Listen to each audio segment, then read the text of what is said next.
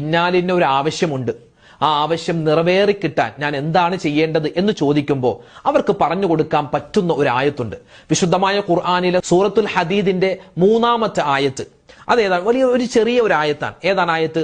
ഹുവൽ അവ്വലു വൽ ആഖിറു വല്ലാഹിറു വൽ ബാത്തിനു വഹുവ ബികുല്ലി ഷൈഇൻ അലീം. ഇതാണ് ആയത്ത്. അല്ലാഹുവിന്റെ സിഫത്തുകൾ പറയുന്നു. ഹുവൽ അവ്വൽ, അല്ലാഹു ആരാണ്? അവൻ ആദ്യം ഉള്ളവനാണ്. ഹുവൽ ആഖിർ, ഹുവൽ ലാഹിർ, ഹുവൽ ബാത്തിൻ. അല്ലെ, അല്ലാഹു ആണ് ആദ്യമുണ്ടായതും അവസാനമുണ്ടാകുന്നതും. അതുപോലെ തന്നെ എല്ലാ വസ്തുവിലും നമ്മൾ എവിടെയും അള്ളാഹിനെ കാണാൻ പറ്റും. അള്ളാഹ്ക്കൊരു അവസാനമില്ല, അള്ളാഹ്ക്കൊരു തുടക്കവുമില്ല. അള്ളാഹു എല്ലാ കാര്യങ്ങളും അറിവുള്ളവനാണ്.